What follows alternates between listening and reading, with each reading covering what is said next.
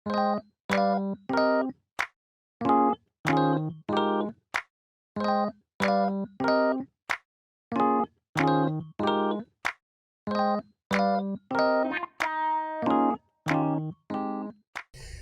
semuanya, balik lagi ke channel Energia. Nah, jadi di channel ini sekarang kita membuat segmen baru, yaitu segmen Q&A. Tapi untuk nama segmennya kita belum punya, jadi mungkin kalian ada yang punya usul untuk nama segmennya, kalian bisa tulis di kolom komentar di bawah. Nah, jadi segmen Q&A ini kita bakal bahas tentang hal-hal seputar otomotif dan seputar FSA yang diikuti oleh tim Energia. Nah, untuk episode pertama kali ini kita ingin membahas mengenai chassis. Kita ingin mengupas tuntas hal-hal dasar tentang chassis seperti materialnya, bagaimana cara pembuatannya, model-model chassis, dan masih banyak lainnya. Maka dari itu di sini kita ngundang salah satu teman kita dari tim Energia di divisi Frame and Body, Haikal. Yoi. Apa kabar, Kal? Alhamdulillah baik. Yoi. Nah, Haikal ini udah paling jago lah dalam perchasisan duniawi. Dia salah satu orang paling penting dalam urusan desain chassis di tim Energia ini. Nah, mungkin banyak yang nanya juga dan mungkin beberapa dari penonton juga udah lihat kayak chassis kita seperti apa bentuknya. Itu biasanya kita update di Instagram. Jadi buat kalian yang belum follow Instagram, bisa segera follow Instagram kita di energia.its. Oke, jangan lupa di follow. Nah, berhubung tadi dari kita bahas follow IG, kita juga udah nyiapin beberapa list pertanyaan yang ada di sini. Pertanyaan-pertanyaan tersebut juga udah kita dapatkan dari question box yang kita buat di Instagram. Jadi misalnya kalau kalian punya pertanyaan yang mau kalian tanyakan seputar Energia, FSAE atau otomotif in general, kalian bisa nanyain tersebut lewat Instagram kita. Nah, untuk teman-teman yang mungkin udah follow IG kita dan udah lihat juga mungkin kita sering ngepost di story chassis kita tuh kayak gimana bentuknya. Nah, di sini ada Haikal yang bisa bantu jelasin tentang kondisi chassis kita sekarang dan pilihan-pilihan yang kita lakukan. Nah, mungkin kita langsung masuk ke pertanyaan aja sih ya. Kenapa sih, Kal, bentuk chassisnya tuh kayak begitu? Maksudnya banyak dengan bahannya dengan tube dan ada hook yang tinggi juga dan banyak silang-silangnya begitu. Nah, mungkin bisa jelasin secara teknis karena ini pertanyaan yang mungkin bakal ditanyain oleh orang yang awam banget. Ya sebenarnya chassis kita kenapa kayak gini itu tergantung kebutuhan. Nah, dari segi desain itu kita mengedepankan simplicity dan mengincar berat yang ringan. Secara desain itu kita jangan lupa harus menghitung kekuatannya. Nah, kita biasanya menggunakan simulasi ANSYS. Dalam segi teknis, kenapa kita mendesain kan kalau kalian melihat di IG kita, chassis belakangnya itu agak panjang. Nah, itu karena kita menyesuaikan spesifikasi baterai, spesifikasi controller, dan spesifikasi motor. Kenapa motor ditaruh di bagian paling belakang supaya si motornya itu gampang kita maintenance atau lepas pasang. Oke. Nah, itu gitu sebenarnya secara singkatnya. Oh. Berarti sebenarnya banyak fungsi-fungsi praktikal sih ya berarti ya. Dan alasan-alasan praktikal juga kenapa chassisnya bentuknya kayak gitu. Iya. Nah, mungkin juga ada orang juga sih yang nanya, itu kok di bagian tengahnya ada hoop yang hal yang melengkung tinggi banget itu ya? Itu apa sih sebenarnya gitu? Kenapa harus setinggi itu gitu?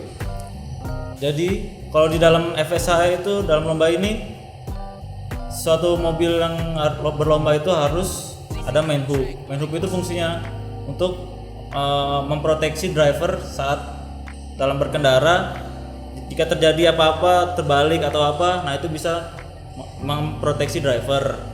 Jadi misalnya practical case-nya mungkin ya untuk main hoop, misalnya mobilnya kebalik, jadi kepala drivernya nggak akan kenapa-napa ya, nggak akan kena lantai gitu ya. Karena soalnya kan mungkin buat kalian yang belum tahu juga, untuk kita lomba di FSA ini spesifikasinya itu open cockpit apa istilahnya gimana? Open cockpit. Jadi nggak ada cover, jadi driver ya kayak mobil Formula One lah gitu kayak, ya kan? Nah, jadi kan tadi kita udah bahas sedikit tentang secara general tentang chassis dari Energia. Nah, mungkin sekarang kita enaknya langsung bahas ke material aja kali ya. Nah, jadi kan material itu apa sih yang dipakai dan mungkin spesifikasi lebih detail dan keputusan-keputusan dalam memilih material itu gimana sih sebenarnya? Ya. Oke, jadi kita tuh memilih material IC 1021 atau setara. Jadi sebelum kita milih material itu kita sudah melakukan seperti simulasi dan penyesuaian dengan regulasi. Nah, setelah kita menganalisis dan mensimulasi, kita akhirnya memutuskan untuk memilih material ini. Dan juga kebetulan material ini pun mudah dicari di Indonesia.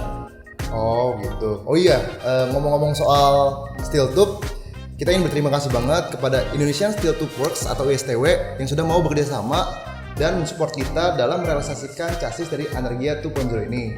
Sekali lagi kita ingin mengucapkan terima kasih kepada ISTW. Oke. Nah, tadi kan kita udah bahas juga material yang kita pakai kan tube berarti ya. Nah, untuk ngolah tube itu sendiri gimana sih? Peralatan paling dasar apa nih yang benar dasar banget diperluin kalau kita mau buat chassis tubular seperti yang kita buat? Seperti yang kita tahu kan, namanya kita berhubungan sama tube. Nah, kita memerlukan peralatan dasar tuh. Yang pertama tuh yang terpenting gerinda tangan.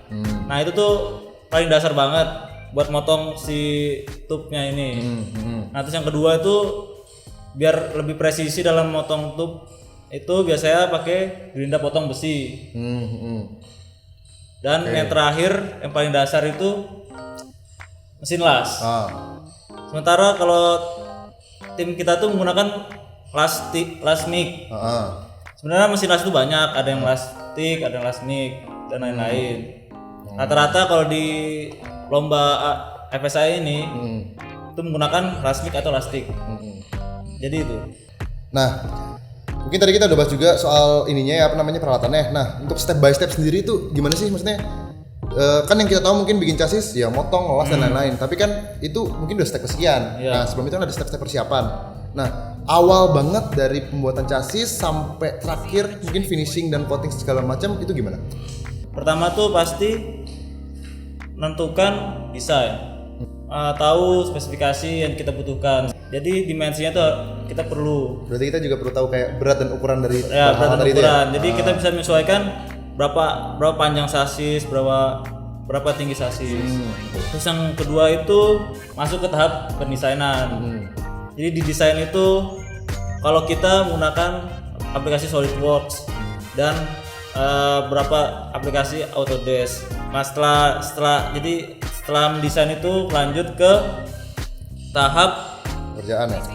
Pengerjaan. Tapi sebelum pengerjaan itu kita harus ready barang-barangnya dulu. Oke, berarti tadi kayak tube-tube yang udah kita bahas tadi ya, tube-tube dan peralatan-peralatan yang dibutuhin untuk manufacturing chassis. Nah, berarti proses pengerjaan nih, kayak gimana sih proses pengerjaannya sebenarnya? Tahapan kalau misal kita menggunakan chassis tube ini, pertama tuh kita memotong tube-tube yang tadi kita sudah desain. Kita drawing dulu tube-nya supaya lebih presisi. Dan juga di dalam tahap manufacturing chassis, kita juga memerlukan nama jig. Jig itu untuk membantu kita dalam membuat chassis supaya lebih presisi. Supaya lebih semuanya jadi satu level. Saat di waterpass lebih mudah. Jadi setelah mempersiapkan kayak motong tube, terus mempersiapkan jig dan bahan-bahan yang lainnya. Nah, kita tuh sekarang masuk ke tahap pengelasan. Dalam pengelasan ini kita harus membutuhkan gambar kerja. Supaya kita tahu ukurannya, jarak ini seberapa, jarak ini seberapa. Berarti dari drawing yang ada di print 1:1 gitu ya. Nah, terus ditempelin ke tube-nya itu tadi. Oh iya. Jadi setelah pengelasan itu udah fix semua, udah selesai, masuk ke tahap finishing. Finishing itu supaya chassis ini terlihat estetik dan wet ya. Wet dan melukai orang saat memegang chassis itu. Seperti salah satu finishing pertama tuh menghalusin chassis. Jadi kayak misal chassisnya yang ada karat diamplas, terus misal ada las yang kurang rapi digerinda dulu, dihalusin. Nah, setelah sudah halus baru kita masuk ke tahap pengecatan. Nah, pengecatan ini kita pertama cat dasar dulu, dan setelah itu cat utamanya. Nah, untuk tim kami, kita juga masih butuhkan saran dari kalian. Nah, jadi kita belum nentuin nih untuk chassis kita cat utamanya warna apa. Mungkin kalian ada saran, bisa tulis di kolom komentar di bawah atau DM kita lewat IG. Nah, setelah pengecatan dasar dan pengecatan utama selesai, nah biasanya tuh kita vernis supaya catnya itu awet, nggak kemakan cuaca. Jadi setelah dijelasin pusing juga ternyata ya kayaknya bikin chassisnya, step-stepnya banyak. Nah, itu beneran tuh semuanya dikerjain sama mahasiswa ITS juga tuh? Ya pastinya dong, karena kan tim harga ini kan dari sekumpulan dari mahasiswa ITS. Nah, pastinya juga kita mengerjakan mobil ini hanya setelah waktu kuliah. Jadi misal kuliah dari pagi sampai sore, nah malam kita baru garap mulai dari jam 7. Sampai jam berapa tuh biasanya kalau garap? Biasanya sih kalau sesuai jadwal ya, sampai jam 11. Buset. Kalau lembur bisa sampai jam 12 sampai jam 1. Bener-bener ITS banget ya. Iso terus sangar. Tiap hari tuh kayak gitu tuh. Iya, Tiap hari. pastinya lah. Buset, emang Cuma gila ya. libur cuma hari Minggu. Hari Minggu. Oke lah, emang hidup di bengkel berarti kayak gitu-gitu ya. Nah, berarti kan kalian kalau dengerin cerita itu kan udah banyak banget kayak ini ya. Apa namanya? Kerja bareng, udah lama juga ngeproses dan ngedesain chassis ini sampai sekarang udah hampir jadi. Punya nggak sih tips and trick yang mungkin bisa dibagiin ke teman-teman yang misalnya ingin bikin chassis tubular juga kayak Energia? Pastinya ada. Contohnya kita punya satu tips yang lumayan berguna bagi orang yang ingin membuat chassis dari bahan tubular. Contohnya ini.